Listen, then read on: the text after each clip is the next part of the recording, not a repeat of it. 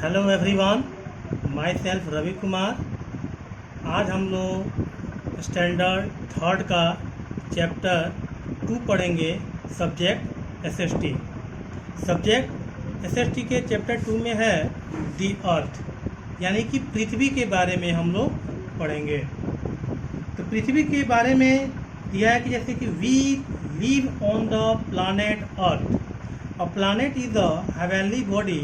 In the next chapter, you have studied that there are 8 planets in the solar system. Earth is the third planet from the sun. यानी कि पृथ्वी, हम ग्रह पृथ्वी पर रहते हैं। यानी कि हम कौन से ग्रह पर रहते हैं? पृथ्वी ग्रह पर रहते हैं। एक ग्रह एक स्वर्गीय शरीर है। पिछले अध्याय में आपने अध्ययन किया है कि सौर मंडल में 8 ग्रह हैं। पृथ्वी सूर्य से तीसरा ग्रह, यानी कि जिस ग्रह पे हम लोग रहते हैं वो पृथ्वी, यानी कि पृथ्वी जो है ग्रह से तीसरा ग्रह है ये, ठीक है। उसके बाद है the sphere of earth. Earth is the only planet in our solar system known the have life. It is a spherical in shape. The means it is round like an orange but slightly flat at the top and the bottom. The flat area on the top is called the North Pole. The flat area of the bottom is called the South Pole. Many years ago, people thought that the Earth is the center of the universe and that it is flat. And astronomer Copernicus proved that the sun is the center of the universe and explorer Ferdinand Magellan made a long sea voyage. He started from Spain and returned to Spain after 3 years. Thus, he proved that the Earth is round. यानी कि the shape of Earth, यानी कि पृथ्वी के आकार। पृथ्वी हमारे सौर मंडल में एकमात्र ऐसा ग्रह है जिसे जीवन के लिए जाना जाता है, जहाँ पे हम लोग जीवन व्यतीत करते हैं। यह आकार में गोलाकार है। इसका मतलब यह कि नारंगी की तरह गोल है, लेकिन ऊपर और नीचे थोड़ा सपटा है। शीर्ष पर स्थित समतल क्षेत्र को उत्तरी ध्रुव कहा जाता है। तल पर स्थित समतल क्षेत्र को दक्षिण ध्रुव कहा जाता है। कई साल पहले लोगों ने सोचा कि पृथ्वी ब्रह्मांड का केंद्र है और यह समतल है। एक खगोल शास्त्री कोपरनिकस ने साबित किया है कि सूर्य ब्रह्मांड का केंद्र है। एक खोजकर्ता फर्डिनेंड मैगलन ने एक लंबी समुद्री यात्रा की। उन्होंने स्पेन से शुरुआत की और 3 साल बाद स्पेन लौट आए। इस प्रकार उन्होंने साबित किया कि पृथ्वी क्या है? गोल है, ठीक है। अब हम लोग आएंगे नेक्स्ट पेज नंबर पे। अब है लैंड, वाटर एंड एयर, यानी कि there is more water than land on earth. 2/3 of earth surface is covered by water and 1/3 by land. Therefore we call the earth a watery planet or a blue planet. Humans, animals and plants live on the earth. Thus use the land and water. They breathe the air. Air, water and temperature are essential for life on earth. The layer of air that surrounds earth is called the atmosphere. यानी कि the land, water and air, यानी कि भूमि, जल और आकाश। यानी कि पृथ्वी पर भूमि की तुलना में अधिक पानी है। यानी कि पृथ्वी पर भूमि की तुलना में अधिक पानी है। पृथ्वी की सतह का 2/3 हिस्सा पानी से और 1/3 भूमि से ढका हुआ है। यानी कि हमारे जैसे कि पृथ्वी जो है वो 4 भागों में बटा हुआ है। यानी कि 1/3 पे क्या है? केवल वहाँ पे लोग रहते हैं, बाकी 3/3 पे केवल क्या है? पानी ही पानी है। इसलिए हम पृथ्वी को पानी से भरा ग्रह कहते हैं। इंसान, जानवर और पौधे धरती पर रहते हैं। वे जमीन और पानी का उपयोग करते हैं। वे हवा में सांस लेते हैं। पृथ्वी पर जीवन के लिए हवा, पानी और तापमान क्या है? आवश्यक है। पृथ्वी के चारों ओर हवा की परत को वायुमंडल कहा जाता है। अब उसके बाद हम लोग पढ़ेंगे ग्लोब एंड मैप। मैप आप लोग जानते हैं कि नक्शा, जैसे ये हम लोग का ग्लोब है, ठीक है। तो ग्लोब और मैप यानी कि as the earth is very big in size and round in shape, we can not see the land and water on earth at one time. We can use a model of the earth called globe to study the planets. A globe can rotate. We can see continents and oceans on a globe. So what are these? The continents are the large mass of land. The ocean are the large mass of water.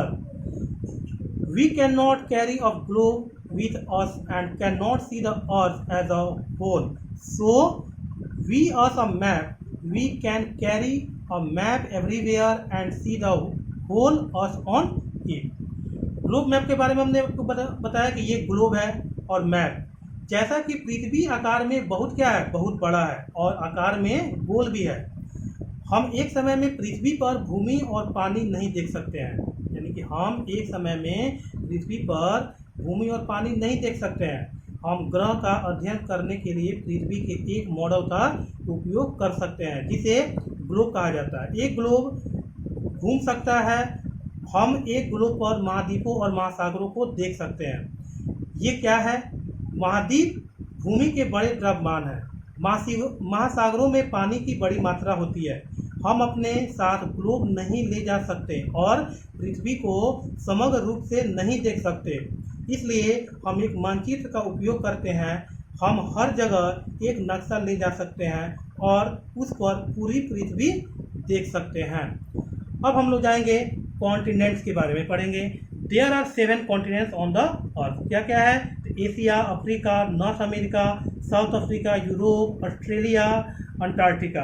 यानी कि महाद्वीप पृथ्वी पर 7 महाद्वीप में है। Asia है, Africa है, उत्तरी अमेरिका है, दक्षिण अमेरिका है, यूरोप है, ऑस्ट्रेलिया है, ठीक है, अंटार्कटिका महासागर है, ठीक है। अब है दी अर्थ 5 ocean on the earth, the Pacific ocean, the Atlantic ocean, the southern ocean, जैसे कि एंट्रिक ओशियन हो गया, दी इंडियन ओशियन, दी आर्टिक ओशियन। यानी कि 5 महासागर है, जैसे प्रशांत महासागर, उसको अंटार्कटिक महासागर कहा जाता है, अटलांटिक महासागर, हिंद महासागर, दक्षिणी महासागर, आर्कटिक महासागर, ठीक है।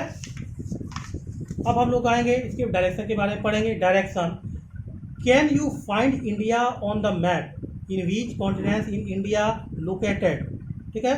Yes, India is the South Asia. What is south? South is a direction. There are 4 direction, north, south, east and west. The top of the map is north, the bottom is south, the left side is east and left side is east and the right side is the west. The compass rose made on the map show you north is needle always point to the north. यानी कि महाद्वीप पृथ्वी पर 7 द्वीपों में बना हुआ है, ठीक है।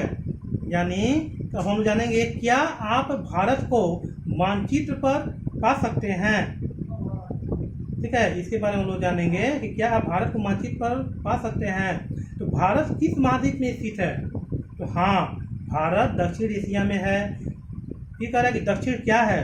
तो दक्षिण एक दिशा है, 4 दिशाएं होती हैं, जैसे उत्तर, दक्षिण, पूर्व और पश्चिम। मानचित्र का एक शीर्ष उत्तर है, नीचे का हिस्सा दक्षिण है, बाईं ओर पूर्व और दाईं ओर पश्चिम है।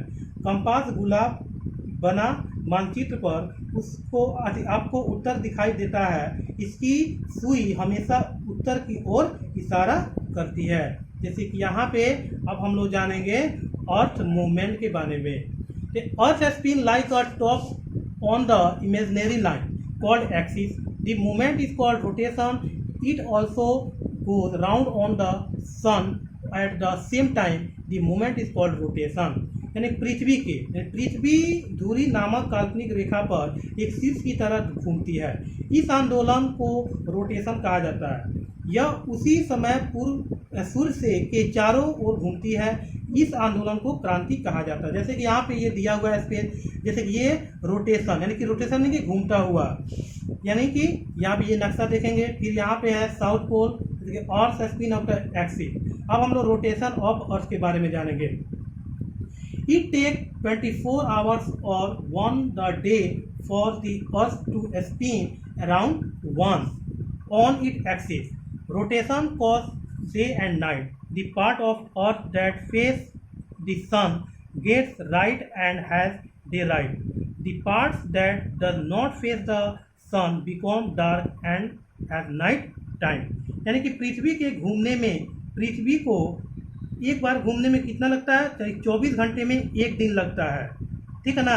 एक पृथ्वी जो है 24 घंटे में पूरा एक बार घूमता है, पूरा एक बार चक्कर लगाता है। 24 घंटे यानी कि एक दिन और एक रात, यानी कि वह अपनी धुरी पर ही घूमते रहता है। रोटेशन दिन और रात का कारण बनता है।